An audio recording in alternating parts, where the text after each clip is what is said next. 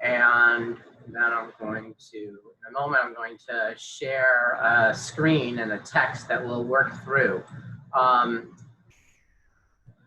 Couple of things in terms of the process, both for this evening and just in general around the tshuvot. We have to recognize that in the conservative movement, there's no dictate that comes from up above.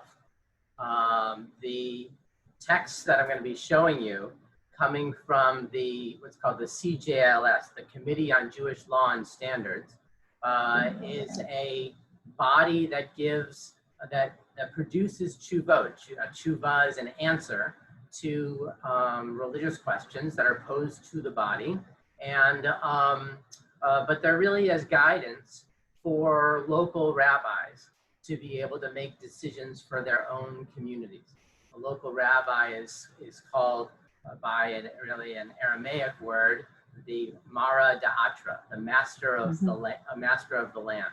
And so these tshuvot have a lot of information in them. They're packed with different sources and opinions, and then they come to a conclusion, which the CJLS, the committee, votes on. If a tshuva gets at least 6 votes, it's considered a valid position of the conservative movement. There's generally 25 people on the committee at any given time, and they might not all be at any one meeting, but there's 25 people that are on the committee. Any tshuva that gets 6 votes is seen as a valid position, and thus it gets published. There are certainly plenty of tshuvot that individuals have written that haven't gotten the 6 votes, and thus they're not up on the website. They're not really out there in the public domain. But you could find out that somebody's written one and go and ask them for their material. Rabbis individually will write their own tshuvot along the way as well. I just muted everybody, so hopefully that will help out. So that's the beginning. And in addition, what ends up happening then is that there's a range of behaviors from within in the conservative movement. And some people will hold to some of these tshuvot very strictly, and some people will allow them to be pieces that they gather information from, but that they veer off of in their own way. And people will oftentimes make halachic decisions that they haven't even gone to the committee to ask for information about, or that the committee hasn't written a tshuva about in the first place. And we've seen that all along the way, whether it be issues around egalitarianism, where women were being counted in minions in conservative congregations long before there was an actual tshuva that quote unquote allowed for it, right? So sometimes there are, and the same thing with the musical instruments on Shabbat, or a host of other issues that the congregations were doing things even though the committee hadn't yet taken up that question. But then when the committee does, it gives some more guidance. And we know that if you were to go onto the website, which anybody can do, you can go onto the Rabbinical Assembly website and find all the published tshuvot, at least since the 80s or so. Other ones are in volumes of books. And you can find them, and you'll find some that are contradictory, where one opinion supporting something got 6 votes, and one opinion going against it got 6 votes, and they're both valid positions of the conservative movement. And in some ways, that's a model that's received from Talmudic times, where different opinions come up and they don't agree, but they're both in the Talmud, but they're both recorded and are then there for future generations to use as well. So that's just some background. I'm going to share my screen.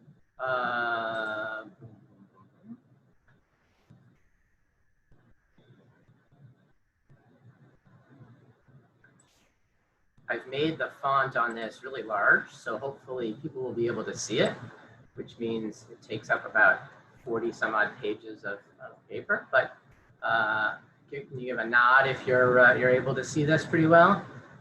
Great, I see a few people nodding. I'm going to shrink this just down to the size of the paper so I can open up my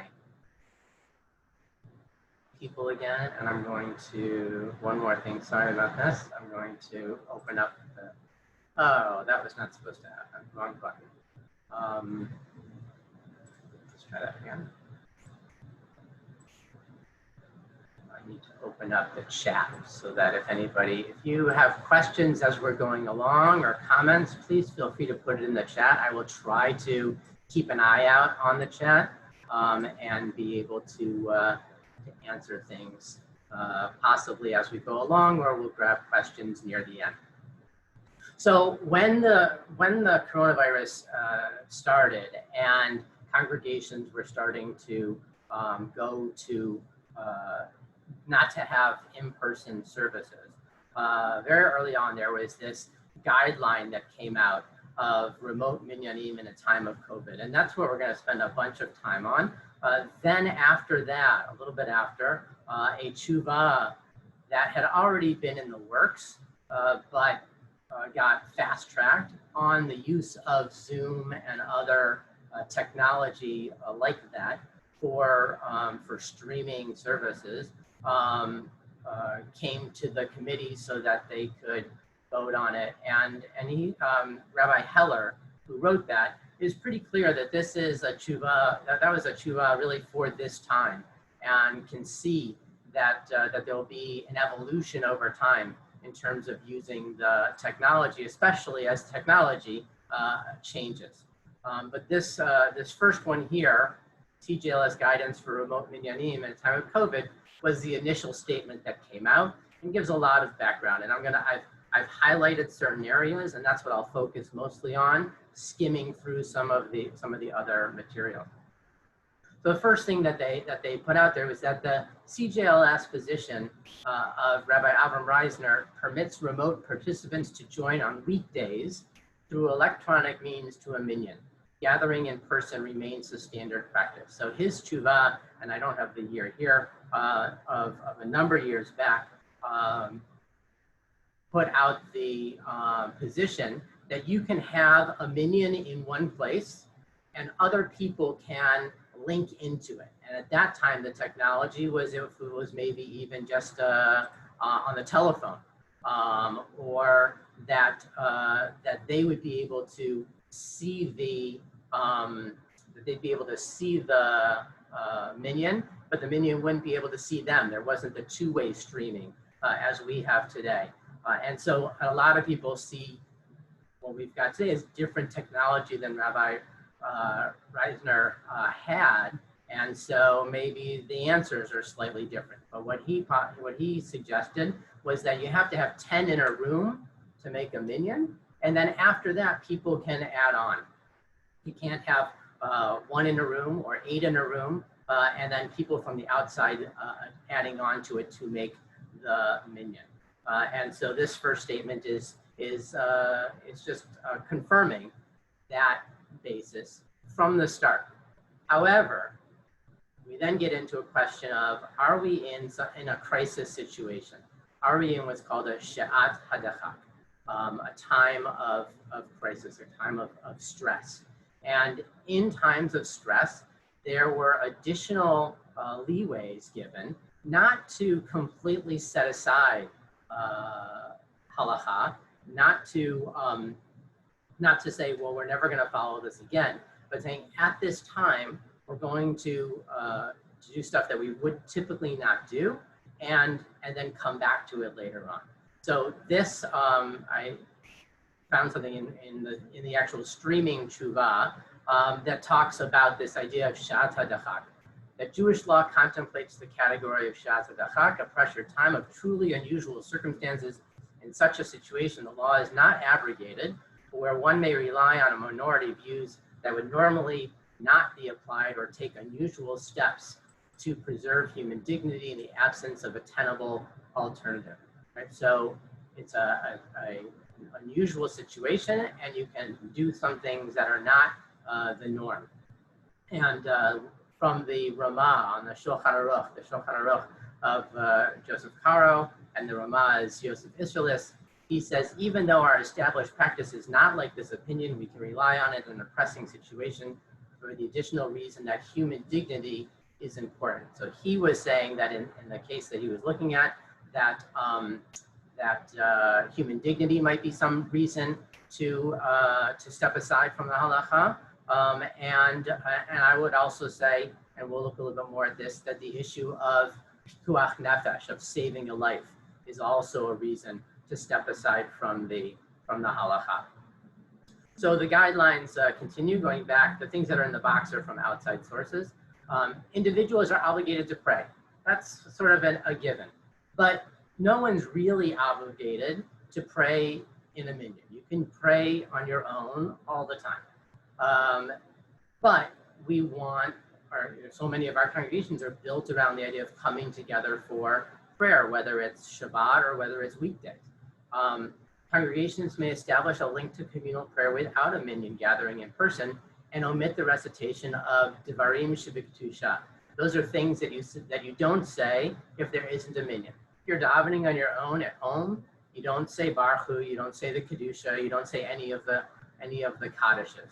And so this guideline says that congregations can have minyanim or can have services, not consider it a minyan, and go through the service without saying these different prayers.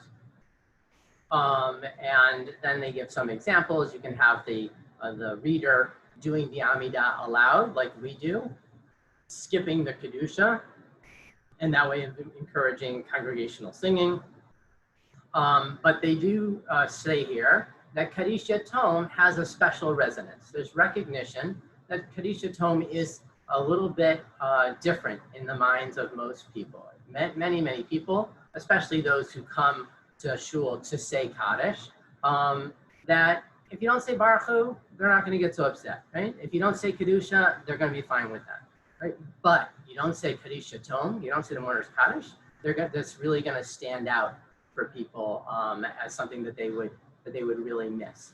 The conservative movement has come up with both here in America as well as the Masorti movement have come up with a number of different prayers that you can say in place of Kaddish Yatom, but they don't always feel the same resonance to people as Kaddish Yatom, the mourner's Kaddish, does, that people have said for so many years.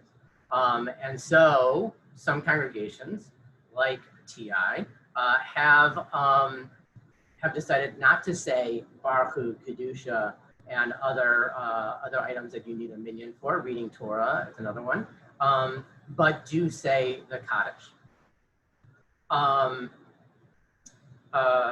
And here's a number of the members of the CGS believe that in the more current dire circumstances, a more lenient position on constituting a minyan remotely may be acceptable, especially since there's been significant advances in technology. And this is what I was saying before, that what Avram Reisner had in terms of technology was not as advanced as we've got today, right? It didn't have the windows of individual faces staring back at you when you got the people together. So there certainly were some members of the committee that thought that, well, you could go ahead and do Devarim Shebikadusha, the things that you would only do with a minyan, through the technology that we have today.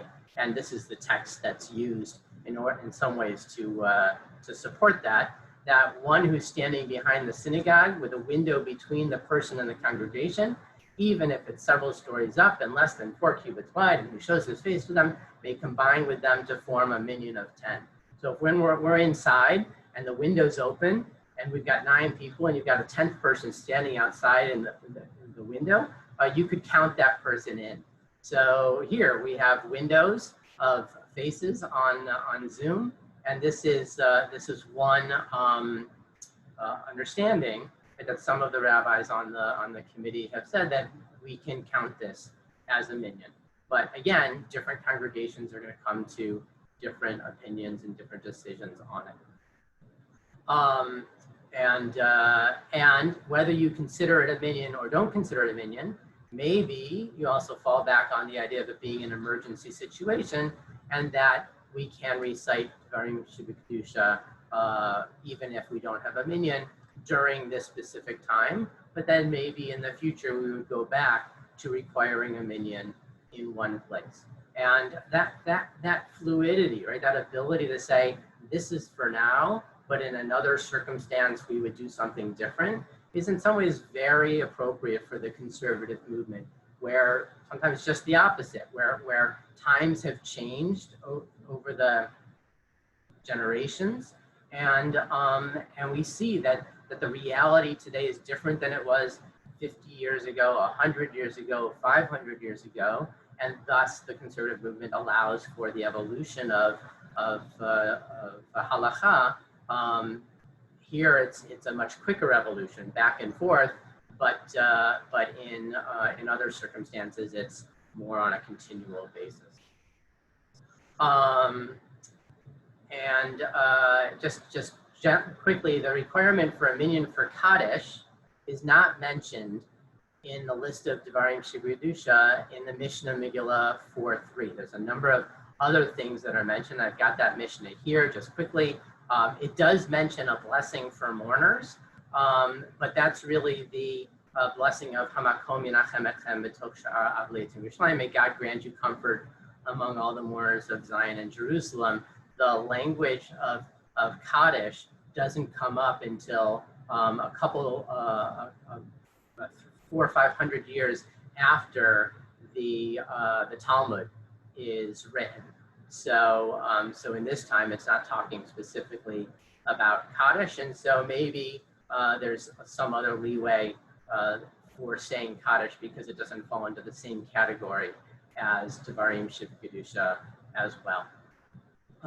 Here we go, that it comes up in Masechet Sofrim, which is a minor tractate of the Talmud, and it actually comes up about 200 to 300 years after the Talmud.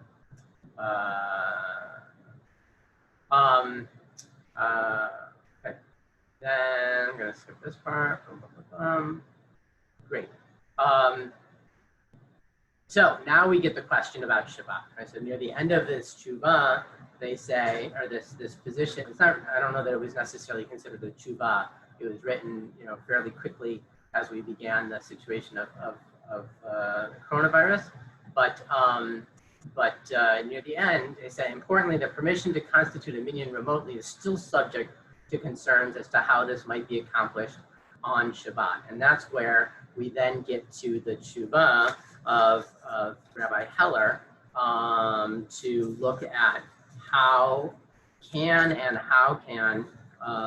this technology be used on Shabbat. So I'm going to pause there for a moment and just look in.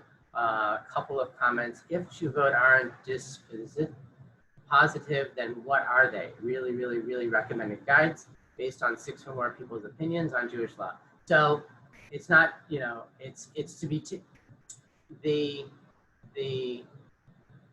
conservative movement takes, or conservative Judaism takes halacha as a serious endeavor, right? And it's not just seen as 6 or more people's opinion on Jewish law, but people who are really steeped in Jewish law, that spend a lot of their time thinking about how Jewish law evolves and works, and then are chosen, right? There's, like I said, 25 people on this committee chosen to be part of this and participating in the process of how we understand Jewish law within the conservative movement. Let's see, Mark says it defines an acceptable position if it gets 6, right, requires 6, right? Jennifer asks, who adopts it? Individual members of the conservative movement or a rabbi on behalf of their community? That's a great question, and that we could have other conversations on. But for a community, it's the rabbi. then the individuals, in some ways, are making some of their own decisions as well, right? We know that that individuals, and I'll mention this a little bit later as well when we start talking about how to use the technology, that individuals don't necessarily follow the same opinions that their rabbi does. And that could be whether it's about Shabbat or whether it's about kashrut or whether it's about other ethical matters, who knows, right? That they are, people are generally making their own opinions and doing their own thing. It'd be great if they were doing so with a deep knowledge of the positions of the conservative movement and being within that framework, right? So just as an example, I typically don't use electricity on Shabbat. When this all came up, that changed radically for me. But it had been years, right, since I would turn on a computer on Shabbat.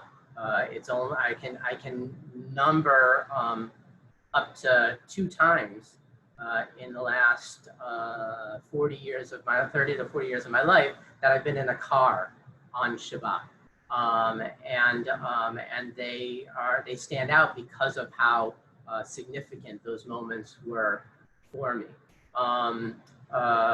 But when I was working, certainly when I was working down in Sarasota, and I come to synagogue on Shabbat morning, and there's nobody else there, there's no maintenance person who's going to be there that day, I go around and I turn the lights on. That's not my general behavior and the way I observe, but I fall back on a position of the conservative movement that says electricity is permissible on Shabbat. And so I see myself still staying within the bounds of conservative halakha. And thus, while not happy about it and wish I didn't have to do it, I would still turn on the lights in the synagogue on Shabbat. In my home, I don't use lights at all, right? So when you're asking about are people making their own decisions, yeah, people are ultimately making their own decisions, but hopefully it would be within the framework of the halakha of the conservative movement. Yvonne says, you do say Hamakom Yinachem when you leave a shiva home, whether there's a minyan or not. You're absolutely true. Absolutely right about that. I have to look into that a little bit more. But I do know that the initial comment on what that piece was talking about was that it was Hamakom Yinachem. So I have to dig into that a little bit more. Paul Bardak asks, and what does it mean if a rabbi or congregation don't accept it? For example, a conservative shul that won't allow women to read from the Torah, is that their right? If so, are they still considered conservative, and would a congregation seeking a more egalitarian effort be within his or her rights to sue to make the shul more consistent within the movement's tshuvot? I don't know that I've heard of any kind of lawsuits around this, but it certainly is, it's up to the congregation, and there are conservative congregations that are not egalitarian, that do not have women reading from the Torah, do not have women counting in a minyan, and other things within the movement as well.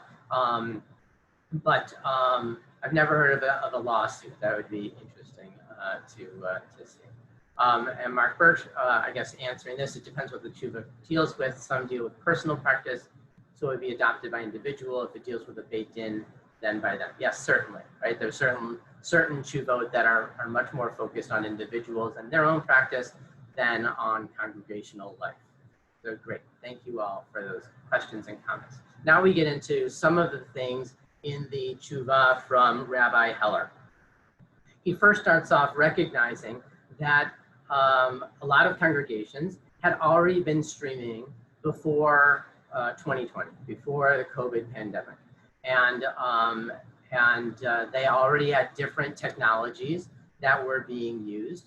The main one that's supported by the conservative movement, in some ways there's a relationship, is called StreamSpot, and it allows congregations to stream their services from their sanctuary or their prayer spaces. Usually it's a fixed camera. Most of them have them on set timers, so it's set to start broadcasting at 8:45 on a Saturday morning, and thus there's nobody that needs to be turning it on, and we'll look at some of those things later on. But it allows for people who are not able to be at the synagogue for whatever reason. They're home and can't go. They're across the country. I know some people who spend part of the year in the north and part of the year in the south, that they stream into their other congregations during the times that they're away. So it's used that way. A few were also using YouTube and Facebook Live, but the majority were using StreamSpot. And again, that's a one-way streaming. So it's just picking up what's happening in the congregation. Nobody in the congregation is seeing the people at home, but people can watch the services. He talks about there being ways to enable virtual participation in religious ritual on Shabbat and holidays that are solidly within the letter of Jewish law, as he reads it. But their widespread implementation poses challenges to its spirit. And part of that is that it's one thing for the congregation to be broadcasting, but the question is, in what way do the people that are receiving, the people that are watching at home, does it change their Shabbat experience by going on to a device of some sort, a computer, an iPad, a tablet, a phone, to watch the services? And some would even say that it challenges the spirit of the people that are in the congregation as well. Right? There's people who don't want to be videoed because it doesn't necessarily record.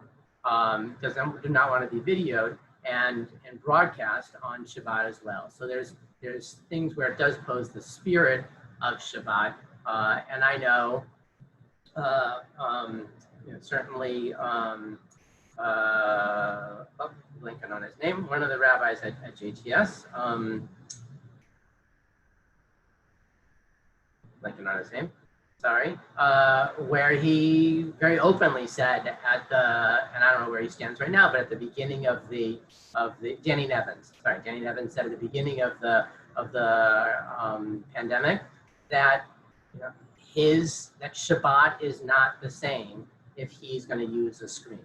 And he wrote a major tshuva that I shared about the use of computers or tablets or readers on Shabbat. And he said it's just not part of his Shabbat experience, and he'll go the time of the 25 hours without using anything. So there certainly are those views that it can be within the letter of the law, but it might not work within the spirit of the law. And then the question is the use of these devices within halacha? And he says that in such cases where it's not, we cannot encourage their use, but we can offer suggestions as to how to mitigate potential violations. And then he spends a lot of his tshuva going through and saying, this isn't ideal, but here are ways to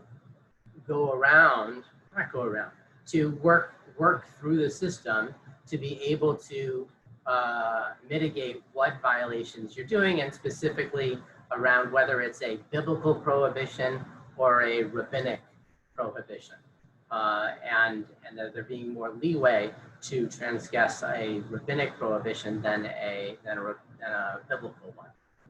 And so he's going to give a lot of suggestions as to how to mitigate the potential violations of halakha. Also, he wants to recognize that having services in person, and this is something that we've spoken about even within the COVID committee or COVID task force here, that having something in person puts people in a position of coming to services when they shouldn't. right? And that probably goes on both sides of it. Both people who might be infected and either are asymptomatic or not showing their symptoms very much, they can be there and can get other people sick, or people who probably shouldn't be there because they're more susceptible. But there's a pressure that would come from having services in person and not wanting to put people into those positions. So he says allowing for online participation provides an important escape valve to reduce this pressure to make risky choices. And again, in some ways that's a statement that really points out the seriousness and the difference of the situation that we're in. That God willing, we will end up at a time where we are able to come together safely. But right now, it's clear that to come together would put pressure on people to make some of these risky choices. In addition, there are concerns of mental health that may be harder to quantify as pikuach nefesh in the classic sense, but deserve consideration for their potential harm to the well-being of more fragile in our community. It was really, I'll get to some of sort of my straight out positions near the end, but it was really this idea of the care for the mental health and pikuach nefesh that I felt made the argument for jumping to Zoom services when I was down in Sarasota from the beginning. So I forget exactly which weeks it was, but the first week we did a service with a very small crowd in the sanctuary, and at that point we were streaming on Facebook Live, and then after that, when we really didn't have in-person gatherings anymore, we went right to Zoom, and congregants said to me, like, we don't want you doing this. You shouldn't be the one running the services. And my response is, well, I'm not going to ask somebody else here to do it for me, right? It goes back to the idea of the lights. Like if I'm expecting somebody else in the congregation to turn on the lights, I'm going to do it myself as well. And the same thing with the streaming. Plus, I was really the only one that knew what was going on. So it was going to be me doing the technical stuff anyway, unless we brought in a 16-year-old to do it. And here's a text the footnote of the in the tshuva gives a couple of examples of this idea of mental concerns. It says in the tour halachic code, which allows lighting a candle on Shabbat for a woman postpartum, even if she's blind. And the Shulchan Aruch says regarding sending a non-Jewish messenger on Shabbat to bring relatives of a seriously ill person. Some later poskim, some later halachic decisors allow traveling on Shabbat to be emotionally present for a person who is ill. So doing things that you normally wouldn't do. It might not be somebody who's seriously ill, and that it's really pikuach nefesh in the strictest sense of saving a life, that you know that the action that you take is going to save a life. But there's a lot of concern that the emotional state that the person's in could potentially cause a shortening of their life as well.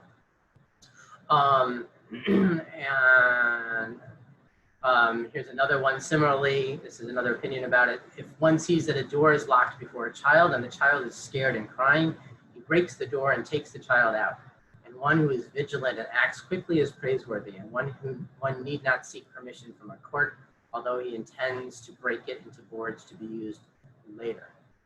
So this is things that you can do on Shabbat. Similarly, one may extinguish a fire by placing a barrier of metal or clay vessels filled with water in front of it on Shabbat when life is in danger. So we're allowed to do things that are going to save a life, and one's vigilant if they act quickly, not seeking permission from a court, even though you leave the coals which could be used for cooking after Shabbat. Right? So there's things that you're not really supposed to do. You're not supposed to make a fire on Shabbat that you're going to cook with later on. But here it's saying, look, you end up dealing with the fire and then and are able to use it later as well. Great. So here it is. Sort of slightly different aside is there emotional distress caused by not fulfilling a mitzvah? People that are not able to participate in services on Shabbat, is that something that causes additional distress? And they talk about a situation where you can bring your tefillin to the hospital, even though you know that it's going to get destroyed, which you typically wouldn't be allowed to do. He goes on to talk about Passover and the importance there. I skipped a bit to get to this next section. May a service be transmitted on Shabbat if transmitting and receiving system were already set before Shabbat?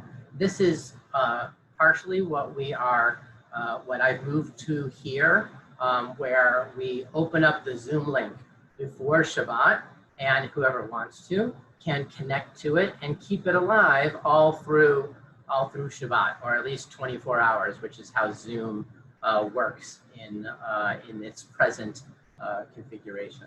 So going to another tshuva, which I shared the link to, but I'm not going to get into too much, but in 1989, which we're talking about 30 years ago. So again, different technology. Rabbi Gordon Tucker concluded that it was permissible to offer video or audio feed on Shabbat or Yom Tov service in another room in a particular facility, or indeed in a different facility.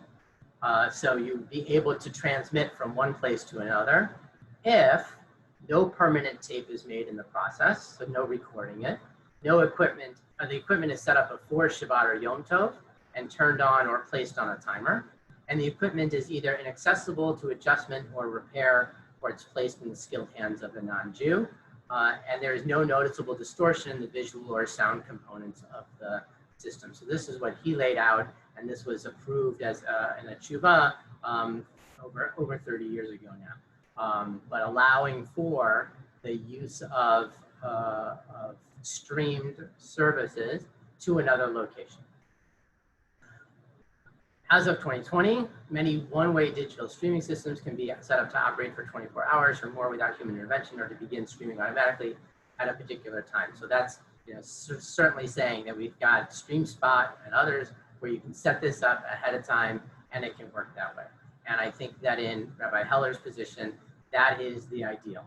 That's the best way to be able to do this. You can, he says, hire a live professional actively operating the feed. If you're going to be hiring somebody who's not Jewish, and then you get into other issues of how do you hire a non-Jew to do certain work for you. And he goes into a lot of those specifics, but we'll just leave it to say that there is the ability to hire somebody to be an active participant, right? So it's not just what Rabbi Tucker was saying, that it's set up and you leave it alone, but especially now with Zoom, there's other things that need to be done or can be done, and hiring somebody to be able to do this, some sort of technician, they can do things like mute and unmute people, they can bring people in from the waiting room and so forth. And again, I think it's a nod to the fact that this is different technology than what we had 30 years ago. So they have to be at least questioning the opinions as well. There's one question in the tshuva of, can we fulfill obligations that require hearing through electronic means? And Rabbi Nevins deals with this in a tshuva that he wrote on electricity and electronics on Shabbat, and specifically the question that's coming up for a lot of us is about shofar blowing, whether hearing the shofar blown on Shabbat, or not on Shabbat, on the holiday through Zoom or through another electronic means, does that fulfill our obligation to hear the shofar blown? So that question is one that will be coming to near the end. So Rabbi Evans basically, I'm going to go through a bunch of these things, but talks about how electricity is something that's really been dealt with in many ways in the conservative movement, that you can use, according to some, electricity, as long as it doesn't transgress other halakha. So some would say, no, you don't use electricity because it's mavir, lighting a fire, or it's bona, building or assembling, maket batish, making the final act to complete a process, or maybe a subcategory of mitaken manam, preparing a utensil for use, or bish, and then the idea of bishul, of cooking. So if you're going to do one of these things through the use of electricity, then it's not permitted. And similarly, if you do something by writing, then it's considered not permitted. Then it's not permitted on Shabbat as well. And his tshuva, Rabbi Nevin's tshuva, says, really makes the argument that any device, a phone, a computer, a tablet, a Kindle reader, they all have within them the aspect of kotev, which is writing. That something gets recorded, even if you're not typing onto a keyboard. If you're merely swiping with your finger to turn the page on your Kindle reader, you know that when you come back to it the next day or later on, it's remembered where you were, right? That there's something that's written down into the memory of the device that he says is not permitted on Shabbat. So while he might generally allow for the use of electricity, he doesn't allow for the idea of kotev, of writing, and thus it would be prohibited to use all of these devices on Shabbat. And as I said before, he was the one who then said that he didn't think we should be using any of these devices on Shabbat, and that we should find other ways, other means to gather, like with a Kabbalat Shabbat before Shabbat and a Havdalah afterwards. So then it goes on for a bit about kotev, about writing. There's another aspect called shvut, which is a prohibition on Shabbat that's not biblical, but more rabbinic. And again, the question is whether we're allowed to transgress against a rabbinic decree or not. And similarly, a shvut is something that, whether it's rabbinic or it's also something that just doesn't seem more within the spirit of Shabbat as well. I remember one of the texts about shvut talks about climbing trees, right? That they didn't let their children weren't to climb trees on Shabbat. And I think that's, for me, an expression of how things sometimes evolve and change, because I don't know that that's something that, it's certainly not something that I would be concerned about on Shabbat, but it was part of the rabbinic understanding. Okay, so I'm gonna skip past this one. I know I'm running through a lot of things, but there's a lot built into this. It probably could take several sessions.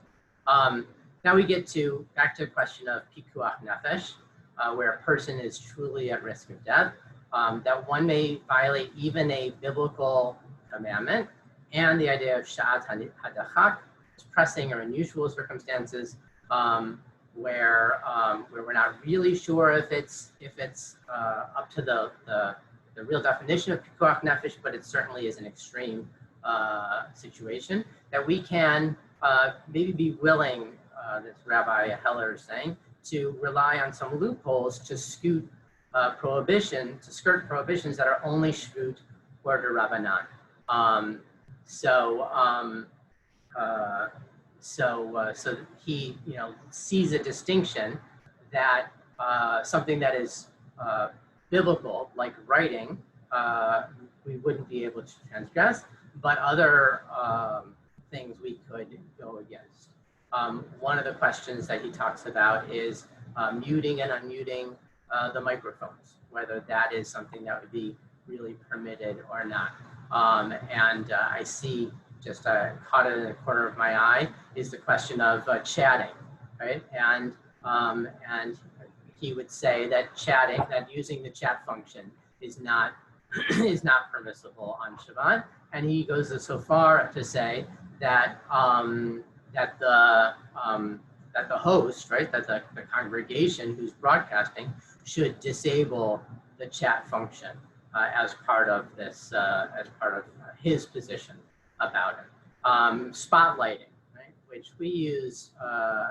I've used a couple of times. I haven't gotten responses back as to whether people like it or not. But I've always, back in Sarasota, always used the spotlight so that the person who is leading the service is up on the screen for people to see, rather than back in the hidden, maybe in some of the hidden areas where people can't see when there's too many blocks, windows open on their screen. Going through these, like I said, lots of things in the tshuva. Rabbi Galinkin, who is Rabbi David Galinkin, who's connected to the Schechter Institute in Jerusalem, the Rosh of the Beit Midrash there, says he points to a number of North African poskim who forbade interacting with electricity on Shabbat, but permitted it on Yom Tov. So here we see that there could be some differences between Shabbat and a Yom Tov. Right? This year for Rosh Hashanah, we're going to have a split, right, where Shabbat is, the first day is Shabbat, and the second day goes by Yom Tov rules. And some people will use electricity on Yom Tov that don't use it on Shabbat because they see it as transferring fire. And on Yom Tov, you're allowed to transfer from an existing flame to another flame.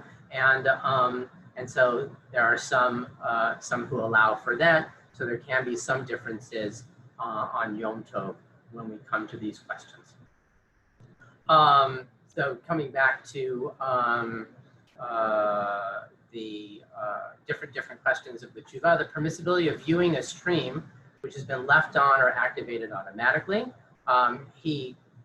This is, I cut a bunch of the stuff out, but one excellent solution is to put the device in a room whose door can be closed when it's not being used for the service. Another is to cover the camera and use a headphone microphone combination that can be placed in a place where they will muffle the sound. So if I'm broadcasting from my house, as I do on Shabbat morning, I can start it up before Shabbat, but then that means if I'm following his tshuva fully, it means I wouldn't mute myself.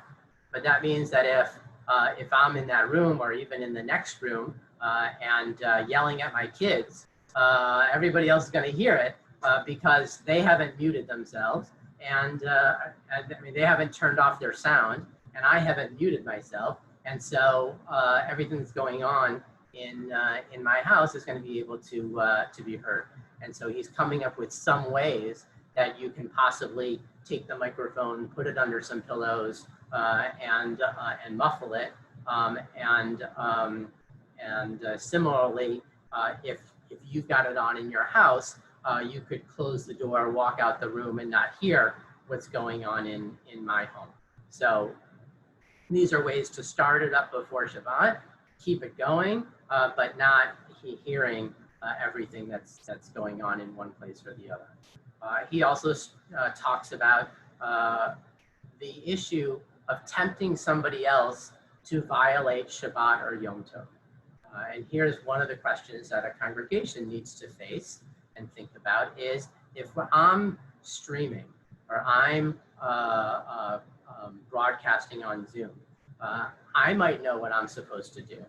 And I might be following a lot of these things, either by the letter of the law or even some variation of it. And but I know full well, right, that other people on Shabbat morning are going to be turning on their computer, are going to be looking for the link, are going to be clicking on the link, are going to be, I leave it open, are going to be chatting in the chat, all those different things. And is that tempting somebody else to violate the Shabbat or Yom Tov? And this, we can all imagine, this has come up before when synagogues started having, or they had for a long time, but parking lots, right? And we know that there were times, and certainly still even some Orthodox synagogues, where they blocked the parking lot on Shabbat. And that certainly went by the wayside in the conservative movement a long time ago. And so, and even not just the synagogue, but if I invite people to my home for a Shabbat meal, then am I expecting them to break Shabbat in order to come? And there could be this sense of, if they wanted to, they could stay over, and I've got an extra room for them, all these different things. But the reality is that we're in some ways putting a stumbling block before another person. And this here in the Hebrew, lifnei iver lo titen michshol, the idea of putting a stumbling block before the blind.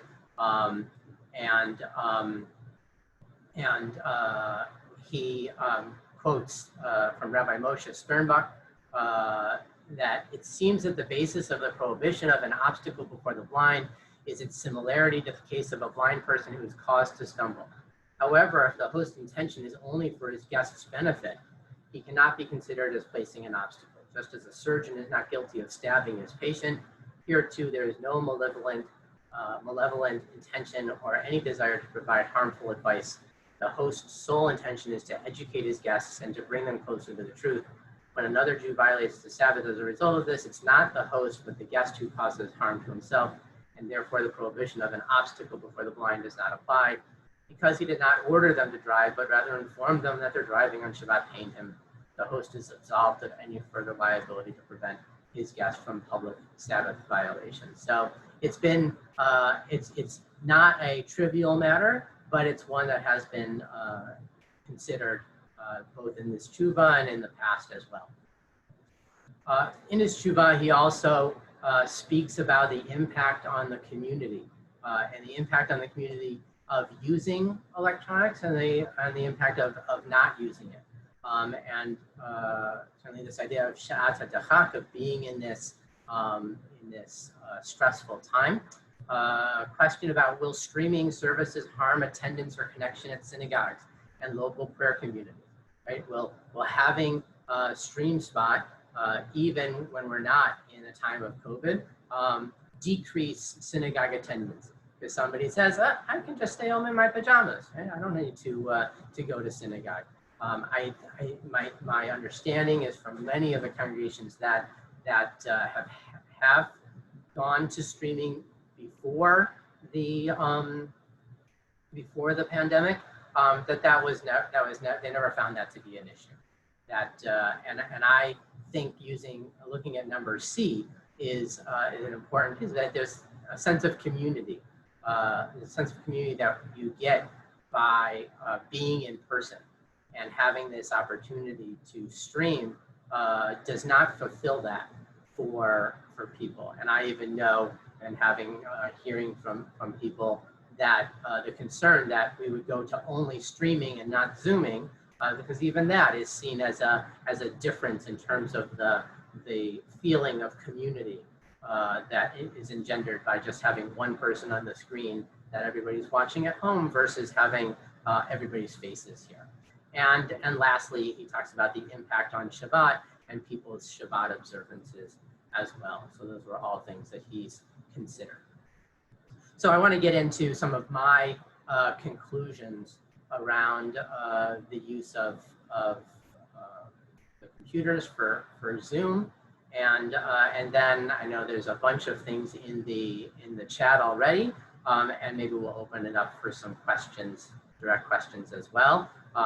I'm fine going a bit longer till about 8:30, and if, please do not feel the burden to stay on, and anybody can hop off whenever they feel.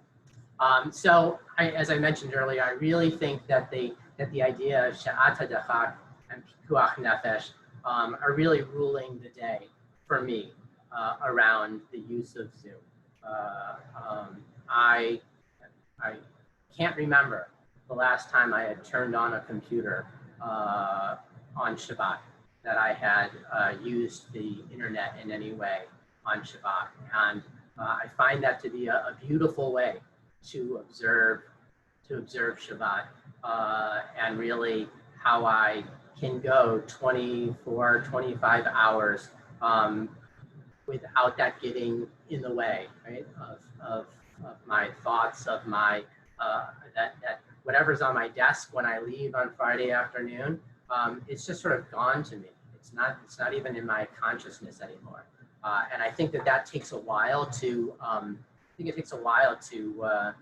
to get to that state, right? People that just starting off observing Shabbat, maybe it's not the same thing, but really being able to block those things out. So coming now to a time of using the computers, I really just use it for Zoom, and make, do everything that I can to make sure that that's the situation. I closed down most of my other windows, which if you, I took this document away from my typical browser because I didn't want you to see the 40 different windows that tabs that I have open. And that's how, that's my general week, is 40 tabs in front of me all the time. And on Shabbat, I close them down, right, so that it's just not there. But I truly believe, and I think that we as a community need to do even some more to reach out to people who are not connected on Shabbat and not connected during the rest of the week because of the pandemic, and that it's a real concern of mine, that individuals are suffering in loneliness, and it has the potential of shortening lives in one way or another. And so I want to try and find ways to take measures to allow people to connect before Shabbat, as we started a couple weeks ago, and we will continue. So even when Shabbat is coming in at 5 o'clock, or I haven't checked how early it gets here, 4:30, or that I will start up the Zoom before that time period, and anybody who wants to, who observes in that way, can get on and leave the stream open throughout Shabbat. And again, right now Zoom's 24 hours, so it, if we started at 4:30, it'll shut off at 4:30 in the afternoon. But even if this isn't possible, I would say that we can initiate a Zoom on Shabbat as well. And that goes back to the idea of Shabbat HaDachak and Pikuach Nefesh. I want to make it so that people can connect beforehand, but I allow for ways, even for myself, that when we weren't, I would start it up on Shabbat morning as well. Individuals are going to make their own decisions how to connect, or if they will connect. If this is something that's really important to you in terms of finding ways to be on and not not turning the computer on or off, there's a lot within the tshuva that really goes into the details of how you can write a small program, and it's beyond me basically. Write a small program that turns on Zoom automatically, and I'm not sure how it works. It's in there. You can read it in the tshuva. Thank God for Rabbi Heller, who has a mind both for halacha and for computers, and he's really been working on that. And I know that he's constantly in communication with Zoom and with other possible platforms to be able to make this more and more Shabbat friendly and halachic in his understanding of it. So, so I think that knowing that he's constantly working on it, and I see him post periodically on Facebook or something that he's, thinks they're going to change something else, and it was really a difficulty when Zoom went to requiring passwords. I had a nice, wonderful Friday night service using the regular Zoom link, and by Saturday morning, nobody could get in because overnight they expected passwords. So they throw us a curveball every once in a while, and we need to keep making changes based on that. But I'll leave it to the individuals to make their own decisions. And if you want help, I can certainly help guide you through the tshuva to decide how to connect in a way that might be more manageable for you and your understanding and your comfort in terms of the halacha. I again go with the position that Zoom is not a minyan, that it would take 10 people in one room to make a minyan, and that's where we are leaning towards. I'll spill the beans a little bit. What we're leaning towards for the high holidays, for first day Rosh Hashanah and for Yom Kippur, is to have a minyan in the sanctuary and not much beyond that, and that will allow us to do more of the service, the things that we wouldn't do without a minyan. So 10 in one location, and then other people can join in. And I'm going to jump down for a second here. With a minyan in one location, aliyot can be had from other locations if there's a person in the room saying the blessing along with the oleh, with the person having the aliyah. And so, let's say for Rosh Hashanah, when we have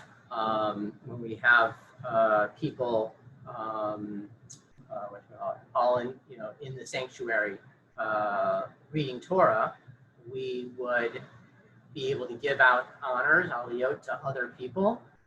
They can be streaming in or zooming in, but somebody in the room at the same time will say the aliyah, say the bracha along with them. So I wanted to just point that one out before coming back to here.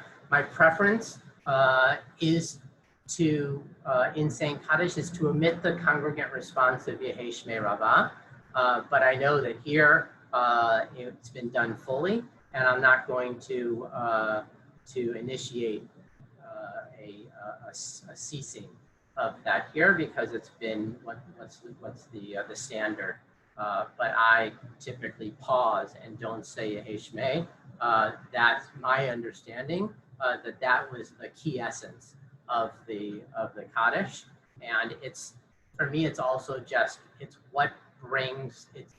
what's said by the community, right? When we say Kaddish, you have the mourner saying everything else, and then the whole congregation joins together. And I'm longing for the time when we can be together as a community and come back to saying the full, for me, saying the full Kaddish as well. So that's my preference, and that was how I was running it in Sarasota. We would pause for a moment and then go on without saying Yehei Shmei. And then the last one, sort of touched on this before, that shofar is supposed to be heard in person to fulfill one's obligation, but I believe we'll still blow something, right? Maybe not the whole 100 notes on Rosh Hashanah on Zoom, but then plan to, and we have to work out the details, plan to have a shofar blowing in the afternoon that people can come to and hear in person as well, and thus being able to fulfill the obligation for shofar blowing. Okay, so that sort of gets me to the end of my presentation. I'm going to stop the share so that we can get more people on the screen, and I'm going to go back up on the chat to be able to read through some of the items that have been raised. Let's see, where did we stop?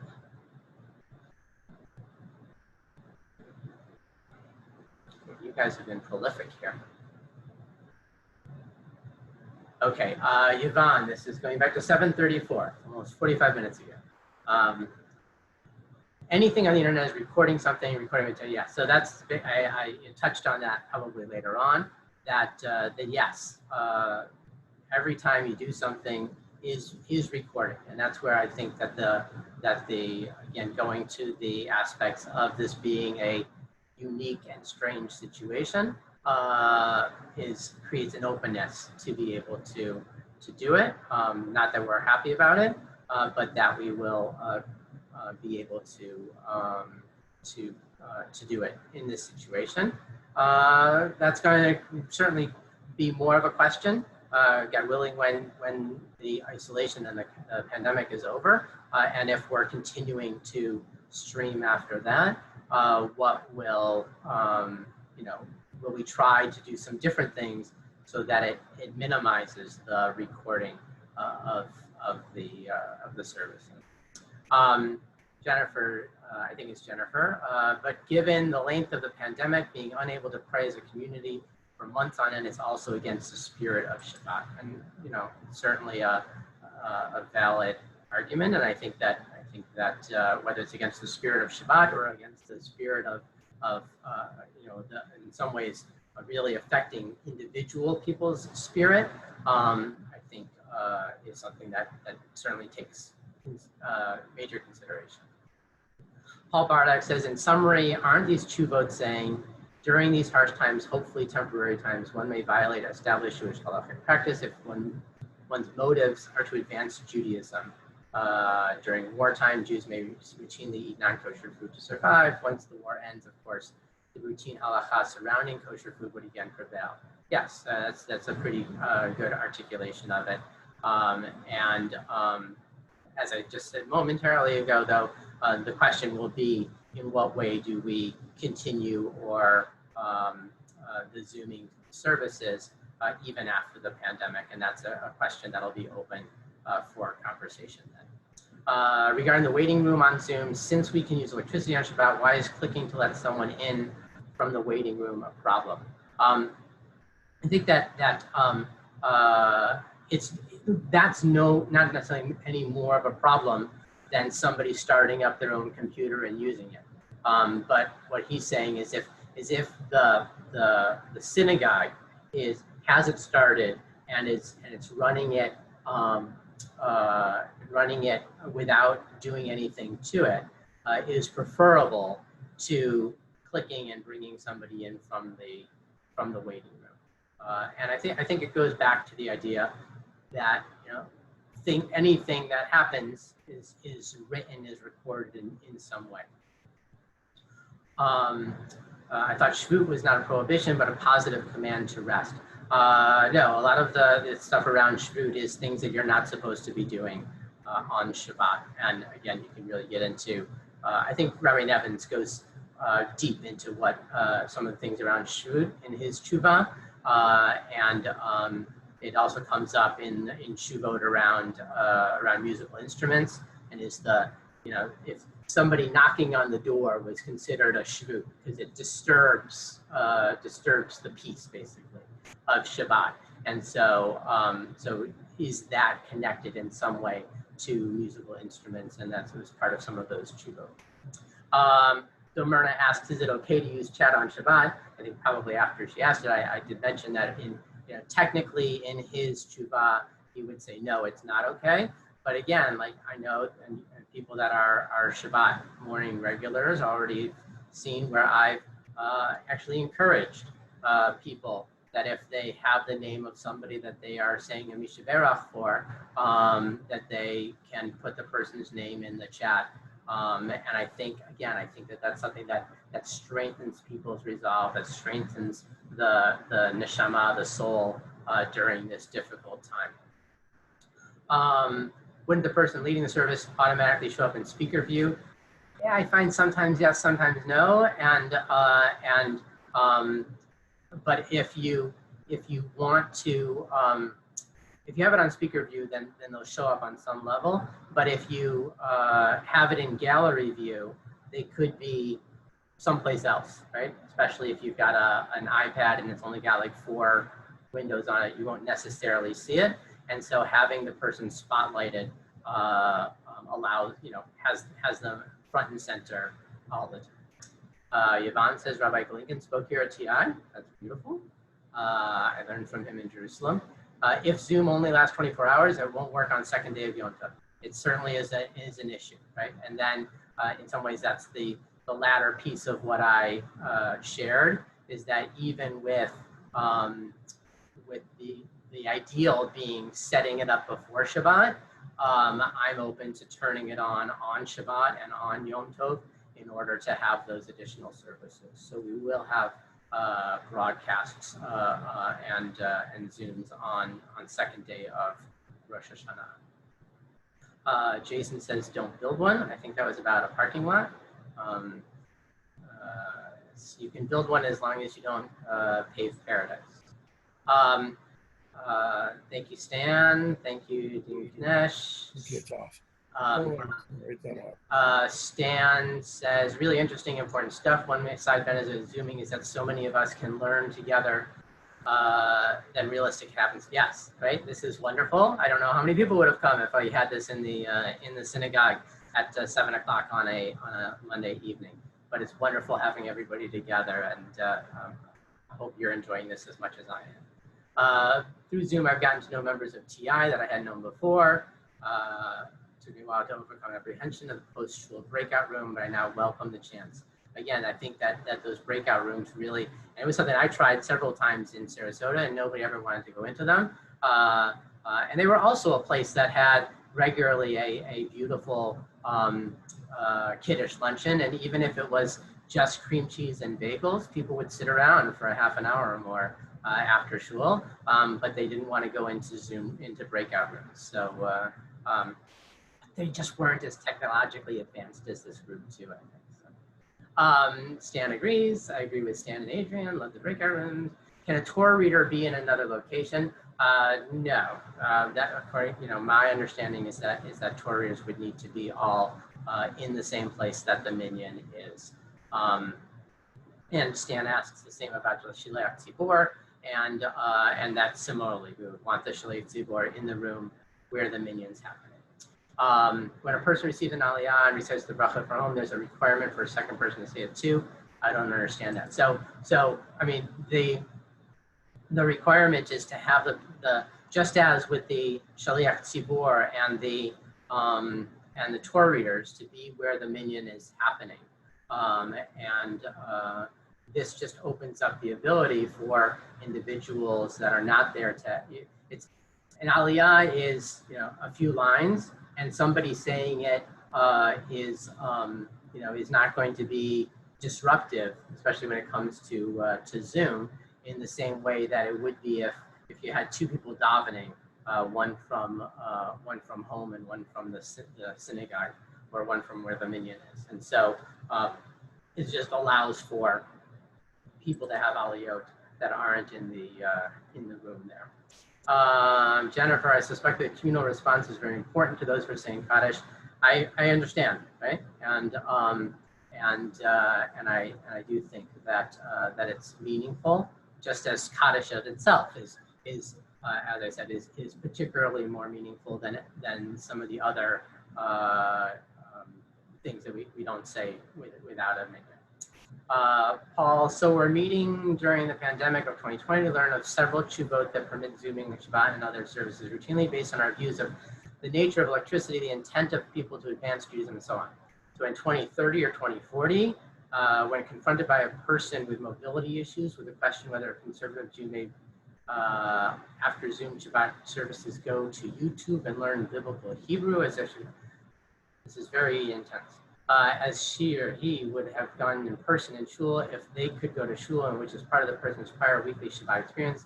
Will these tshuvot provide positive precedent for answering that question? Yes. So I'm not sure why we need to move to 2030 or 2040. I think the question is, one question that we asked is, are we just talking about services, or are we also talking about other things that people might come together for on Shabbat? So especially, let's say the Zoom link is open And even with Shabbat starting at 4:30, it's going to be open for a few hours after services and after people have lunch.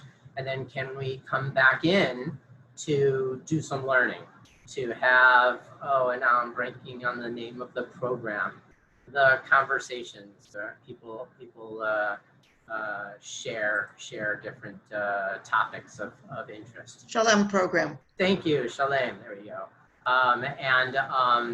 So that's, I think that's part of this question is are we just talking about services or other things? And that's certainly I have to spend some more time on. More responses are important. Is there anyone who can give advice about purchasing a good shofar and then figuring out how to sound it? We can look online, figure out where we can find some shofar. I have heard of people getting some recently, and then we can help you out, Charlie. T, I didn't build a party. Yes, I understand.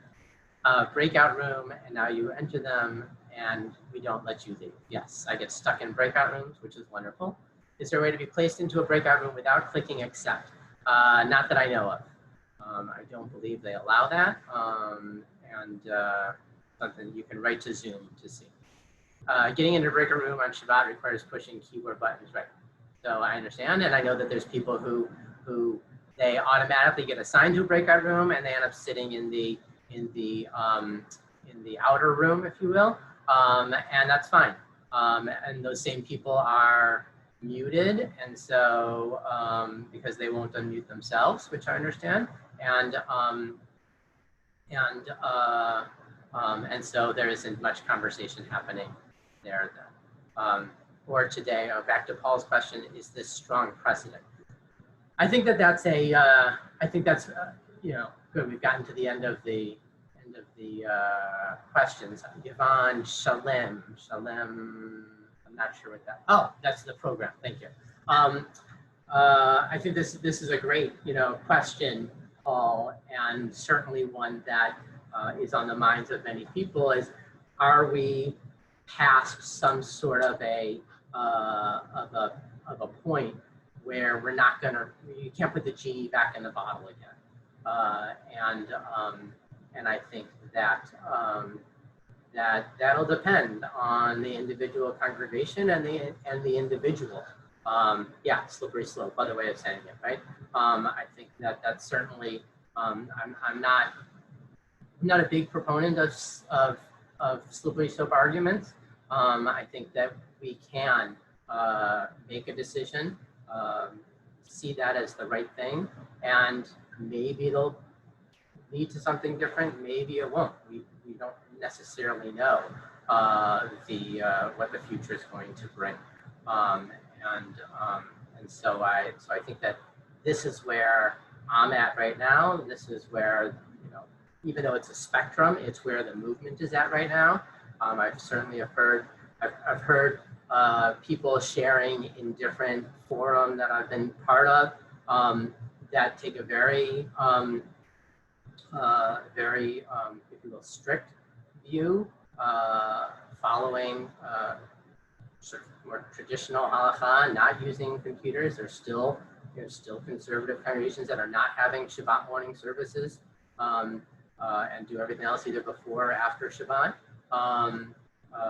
And then there's people even far to the other side that are allowing a lot of different things, that are allowing for a Torah reader in one room and an Aliyah person in another room and a service leader in another room in another location, and so that certainly is that's happening.